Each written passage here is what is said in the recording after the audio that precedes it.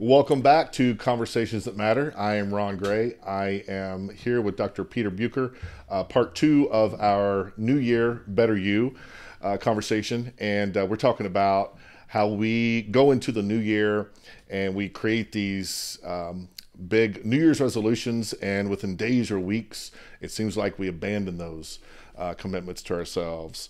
So I'm talking with Pete about how we can build those tools and skill sets, if you will, to really make those long-term commitments and become that better you. So welcome back, and welcome back to Dr. Peter Buecker. Thank you. Thanks, Thank brother. you. Yeah. Appreciate you being here. Yeah. We just left part one talking about creating a mindset and Yes. getting into a place of learning your value. Yes. And we even talked about a sort of better you journal, Yeah. starting your day listing things that you find of value about yourself, and it's just for you. It's not an arrogant thing. It's just Right. to kind of remind yourself of your own power and the good that you've brought into the world. So let's Yeah. pick back up there and kind of Yeah. recap that and talk a little bit more about mindset. And then I want to get into a conversation about meditation, because I know that is really your lane. Yeah. So let's get back into that. Yeah. So what I often encourage people to do is this. Most of us downplay ourselves pretty significantly. Obviously, we all know people who go the opposite extreme, right? Yeah. But most people, in fact, probably about 70–80% of people have a mindset that something is wrong with me, everybody else has got it figured out. Of course, if 70–80% of people have that mindset, it's not true, right? It's not Right. true that there's something wrong with me and everybody else is doing the right stuff, and so you still sort of feel lost or diminished in some way. Yeah. So think of it this way. If I can already look at evidence in my life, right, that shows me that I'm doing just fine, I'm doing just fine as I am, then and all these wonderful things I've done, and I really overplay it, right? I'll even just go to the extreme of, yeah, you know what, I got out of bed without hitting the alarm button twice today, or the snooze button twice today. Yeah. And that was a victory for me. Like every little thing that you're doing that's pretty well, that's taking good care of yourself, and document those things. Over time, it starts to sink in that, oh, actually, I'm doing a pretty good job. Yeah, I'm doing a pretty good It's job. interesting you say that, because I had thought of that sort of Yeah. in preparing for this conversation Yeah. with you. And the transformation doesn't have to be grand, right? Right. I mean, just one simple completed task. Yes. I know a lot of folks talk about getting up and starting their day by making their bed, Yeah. or one act of kindness. Yes. You don't have to buy Yeah. the person's coffee behind you at Starbucks if you can't afford it, Right. but you can hold the door open for someone. One Yes. simple act of kindness. Yes. I think sometimes we have to realize that the little things do They build do. up to the yeah, big they things, do. right? And I always say the best transformations are ones that nobody else really sees on the outside. It's like I do work with people, and we do make these huge transformations for them, but they're still married to the same person. They still have the same job. They still make the same income. They still drive the same car. Like all that stuff on the outside looks the same. What they come in saying is, I feel like a whole new person. Like, wow, I just feel so much more calm and so much more comfortable in my own skin. And that's the meaningful stuff, right? That's what you live in. You're the only one that lives inside your body. Nobody else gets that experience. And if that feels bad to you, then you're just living in this place that feels bad to you. But if you get to a place where that feels really good to you, then there's really no amount of value you can place on that. Like, what does that mean to travel around in your body, in your life, in your own mind, Right. and have that be a wonderful place to be? Most of the time, we're all going to have stuff anyway, still. But to feel empowered, to feel masterful, to feel like you're living a life that's true to yourself, I mean, there's no substitute for that. And to that point, I was mentioning at the end of the last of part one about a lot of the times the reasons that people fail in achieving a goal is because they don't align themselves appropriately with the end state. And what I mean by that is, if you were to close your eyes now and say, okay, my goal in 2019 is to lose 30 pounds, right? That's a pretty common one people have, or some amount of weight. And you sort of imagine yourself, well, what does the 30-pound lighter me feel like? What does he or she look like? What choices is he or she making? What is he or she eating on the course of a day? How much exercise are they doing, right? And you envision that and get really clear on the vision of the end state that you're going for, right? And then when you do that, number one is you typically have a really positive emotional state that's associated with that, right? It feels really good. I feel great in my body. I feel more confident, all this stuff. And then what we do is every day I say, okay, yeah, so go to the gym, make your healthier meal, eat your whatever you're going to eat, but really spend a few minutes every day, again, feeling that instinct. Imagining what that new person looks like, feels like. Yeah. That's the feeling of it that's the most important. And then what happens is when you get there, that starts to just feel like the normal. You've already made the emotional shift, which is what's needed to actually sustain the outcome. But the other thing you can do is if each day you're spending a couple minutes before you get out of bed or a few minutes before you go to sleep at night, really envisioning that version of yourself and really feeling what it feels like to already be there, what happens is you start to weigh your choices against that. Okay, well, I'm in a hurry. I want to just pull through the drive-through and get oh, wait a second. What would that version of me be doing right now? Yeah. They would probably say, why don't you wait an extra hour? We'll go to the grocery. We'll grab a salad or whatever, So it's, you're constantly, it's not about self-judgment. We do enough of that already, right? We're all judging ourselves constantly. Well, in fact, plenty of folks out that are doing that for us. So right. And we're being judged. But many times the most toxic voice we hear in the course of a day is inside our own skull. Yeah. But, that's true for me anyway. I would assume for many people out there. But the point is, it's not about self-judgment. It's about how do I support and sustain this feeling state I have having achieved this. And even if you've only lost 2 pounds to date, your body starts to believe it's already lost the 30, and then it starts to put all that into play. And your body, your metabolism, also actually starts to respond to that. So that. If I could teach anybody anything today, if anybody takes anything away from this conversation, it's whatever it is you're going for in life, whether you want to make more money, you want to lose some weight, you want to find the love of your life, you want to, whatever it's going to be, is really envision yourself, having achieved that and what that's going to feel like, and see yourself in that space. And then every day spend a little time visualizing that. It's really, really powerful.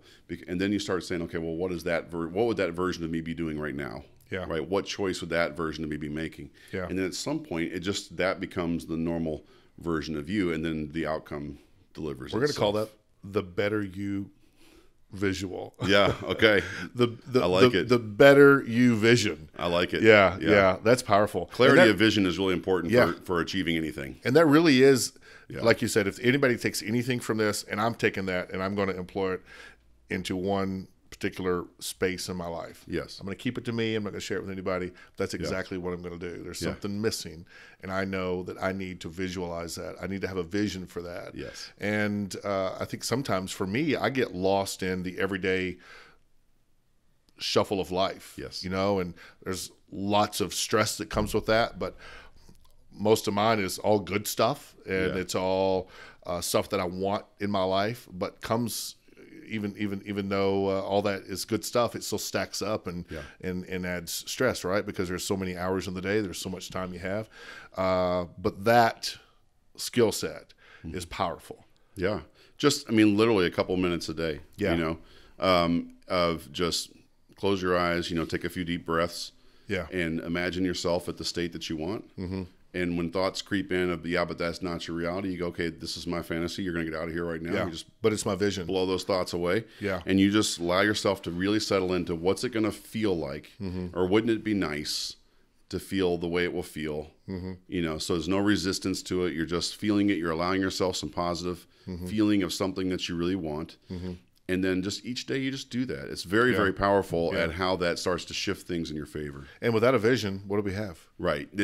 And to your point, so the reason that most people don't get where they want to go is because they get lost in the mill of everyday life, and we forget where our direction is. We forget where our compass is.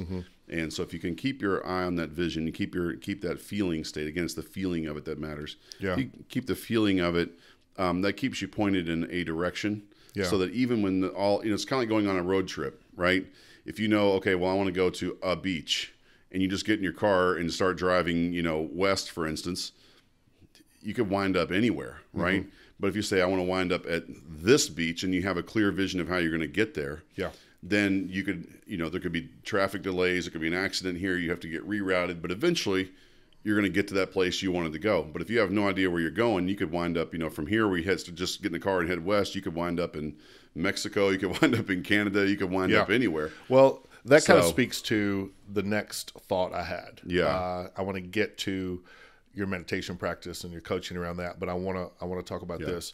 I sort of discovered the intentional life a few years ago, and this sounds like exactly what you're articulating and really encouraging us to focus on. With that vision comes intention. Yes. And I seem to have a better day when I start my day in the morning with a couple of steps. And one of those is intention. Yes. And I dubbed a couple of years ago my New Year's resolution, and I know some folks don't like that phrase, but nonetheless, one thing that I wanted to achieve and accomplish that year is really live a life of intention. Yes. And that includes starting my day out every morning with some kind of vision and goal of what I wanted to accomplish or experience or feel that day. So that it seems to be a bit parallel to what you're talking about. Yeah.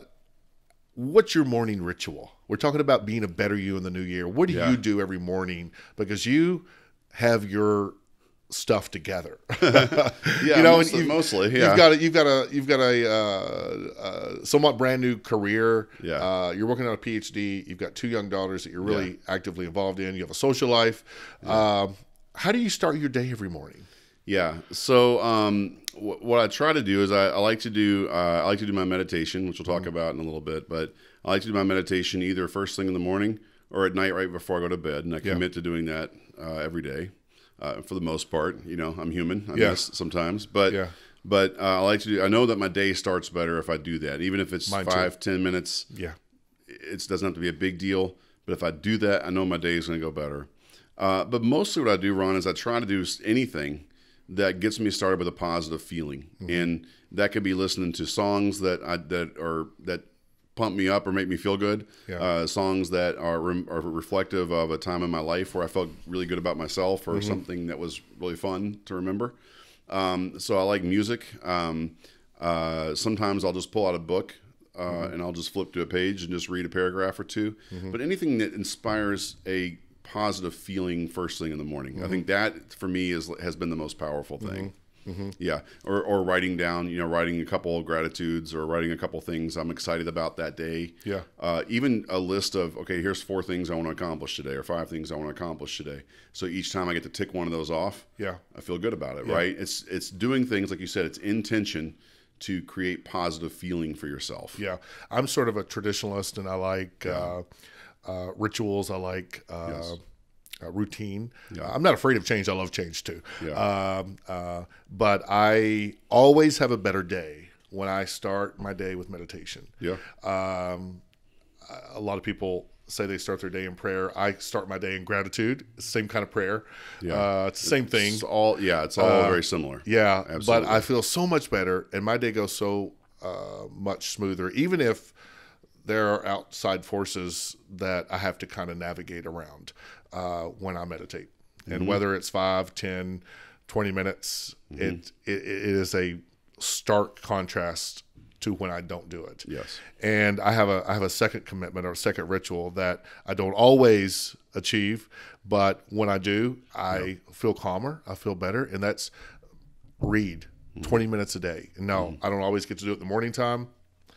If I don't, I try to finish my day doing it. But if I can meditate and read, a good combination of 30 minutes every day, that's sort of me taking myself outside of all the fast-paced lifestyle that I seem to live professionally and in community and socially, et cetera, and kind of slow down and have quiet me time. There's no distractions. Put my phone on airplane mode and just kind of calm down. Yeah. I love that part. Well, that leads us into talk about how meditation can really be an impactful part of people's lives. I think a lot more people are more open to meditation than they used to be. It doesn't take place of prayer for me. It's really not the same thing as prayer for me. Right. there's a different intention of why I do Yeah.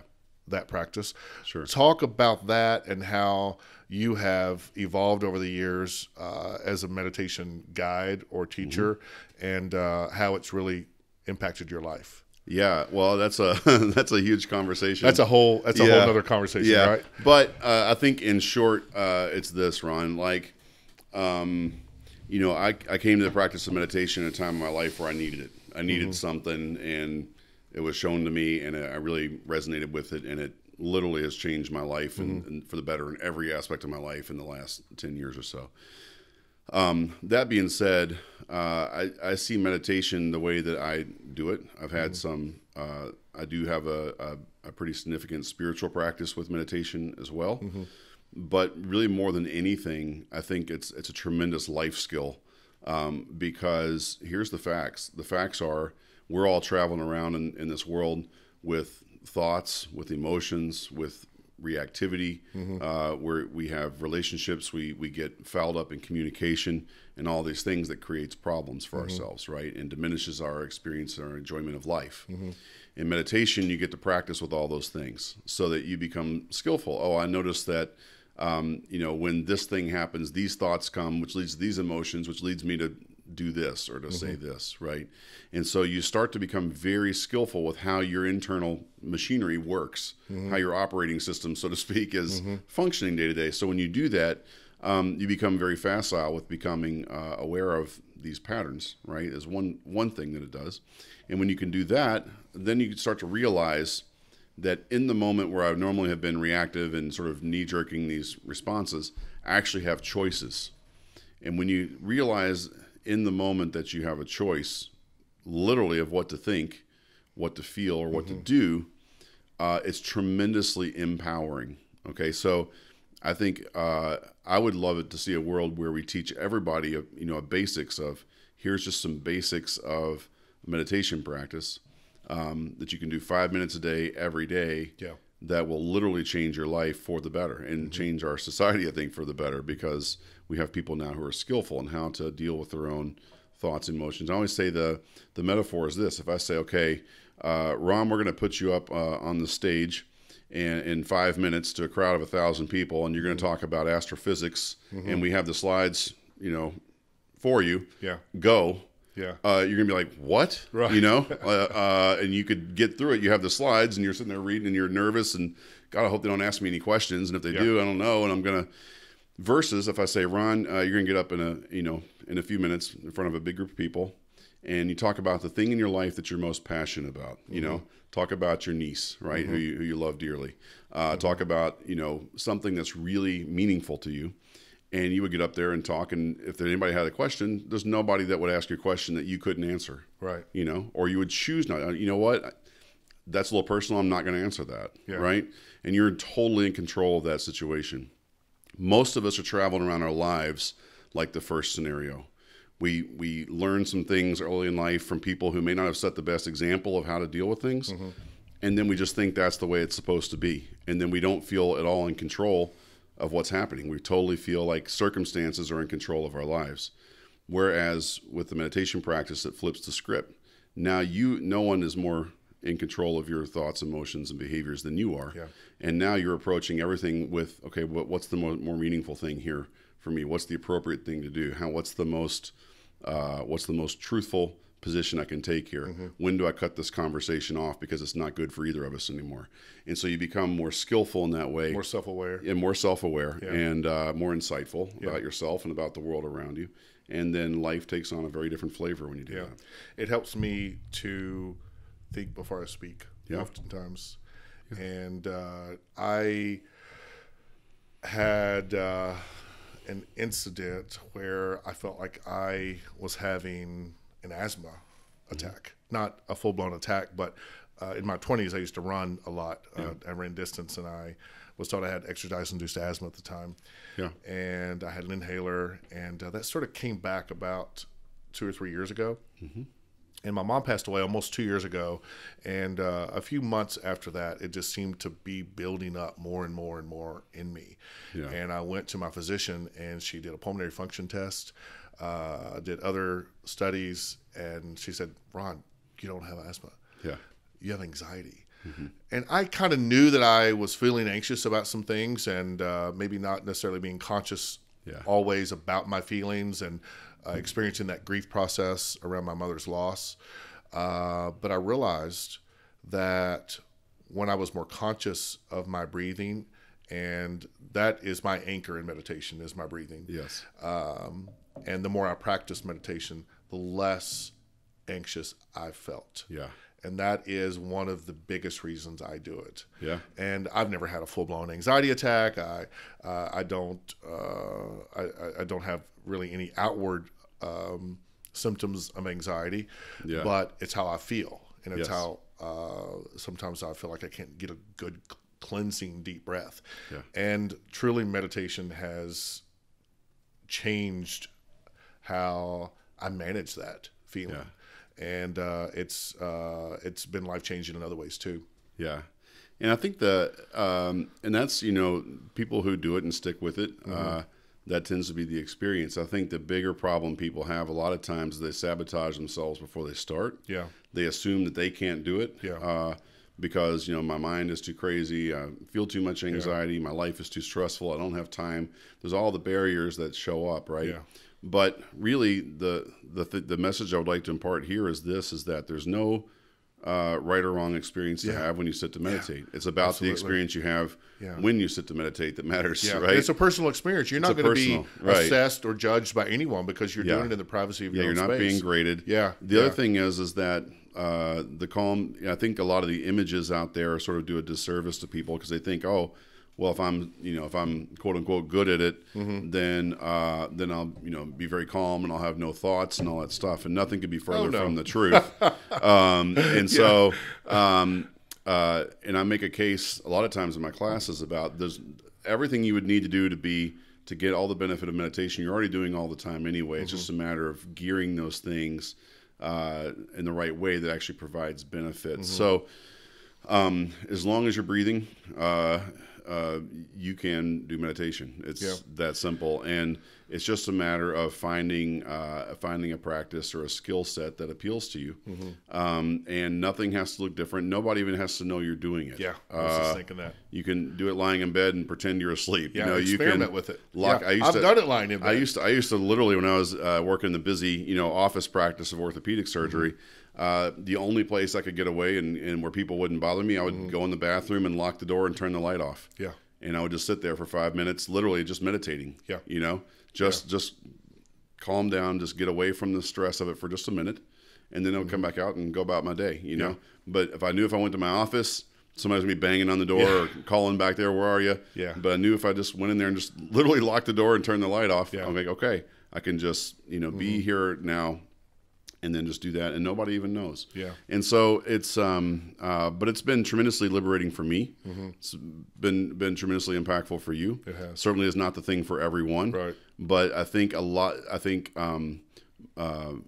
many more people than are doing it now would benefit. I think we just have to overcome some of the stereotypes and the myths and the misnomers about it to really get it out there. Well, if folks are looking for a way for the new year to be a better you, no, it's worth a try. Yeah. Are you still coaching people through meditation? Yes. If people wanted to learn more about that opportunity at Mind Point, how can they get in touch with you? Yeah. So the easiest way is through my current version of my website, which is peterbmd.com. Okay. We'll put that up on the screen for folks that are watching this. And you can reach out to me there. Usually what I do is I just have people tap in for a free consultation, just book a time. We talk, and then we figure out what the right path is. And I have a few different versions that we do. The other thing is I have a mailing list that people can get on either at meditationmd.com. Okay. There's a mailing list there as well. Okay. And sometimes I'll send, if I'm doing a class or a workshop or something, I'll send that stuff out. Okay. But really what I prefer nowadays is just for people to talk to me so I can say what's the right thing for you. Because if it's not what I do, I'll point you in the right direction and give you a good recommendation. I still want you to come out to Brookhaven and listen to a meditation retreat. Absolutely. Yeah, it'd be fun. Yeah. Well, I want to close it out with 3 questions. Okay. Oh gosh. To close out 2018, moving into 2019. Okay. What's one of the biggest lessons you learned this past year? Oh my gosh. to trust my intuition, Yeah. and to be willing to speak my truth especially when it feels the most uncomfortable to do so. Yeah, that's good. That was an intention I set last year, and I said, okay, in 2018, this is what I'm going to do, and it's been it's been a journey with that, but yeah, that's been a big one. That's great. What are you most looking forward to leaving behind? I think something that you talked about, or we talked about today in these sessions, which is letting go of the ideas about who I'm supposed to be. I've been increasingly doing that. Yeah. But I really feel like, and one of the shifts that a lot of people are making at this time, at the end of 2018, it's a lot about sort of cleaving those ties to the past and opening up the possibility of the future. And this is really a shift that's happening for a lot of people right now. Yeah. And so for me, it's really very intentionally leaving behind the old crap, so to speak. It's like leaving behind the supposed to be's, the should be's, the pleasing everyone else, people pleasing, Yeah. and really being very intentional about weighing what things mean for me, even the simple things up to the more complicated ones. What does this really mean for me, and how is this supporting, again, the version of me that I want to be? Yeah. So this is something I'm really stepping into, and I've been doing it increasingly in different areas of my life, but this is something that I think I really want to be a pervasive thing. Well, you may have already answered this next question. What are you most looking forward to in the new year? Yeah, that's it. It's just, I think, just continuing on this journey. I think with this new business, some of these new programs that we got up and running, really seeing people, helping people make huge shifts in their life. Watching people, I've been working with people who have been, some of them in therapy for 20, 30 years for a problem that now they, within weeks, just shift it and go, oh my gosh, wow. Because I like to keep things simple, I like to keep things approachable, and keep things very practical. Yeah. And then using the combination of, medical world, mind-body medicine study, meditation study, to really get to the root problems that people have and help them shift. Yeah. So I've been, that business has been really growing the last few months here. I just started that in the summer. And really intentionally about in August, but we've already just been having great success with people. That's great. So it's really the expanding of that and getting that to more people Yeah. in the coming year is going to be really exciting. That's awesome. Yeah. Well, congratulations. Yeah, And thank you. Thanks for sharing all this with us. Yeah. And if you want to learn more about MindPoint, go to peterbmd.com. Mindpoint.com is still up, right? It and is. That's Mindpoint with an E. With an E at the end, good, yeah. Good. And we'll put those in our links as well for you guys to take a look at. Learn more about what Dr. Peter Buecker is doing over at MindPoint. And thank you guys for watching. Again, Conversations That Matter. You can check out conversationsthatmatter.co and link to our YouTube and iTunes platforms. Find us on Facebook and Instagram. And I appreciate your time. I hope you'll share our videos and audios with your family and friends. And until next time, Happy New Year.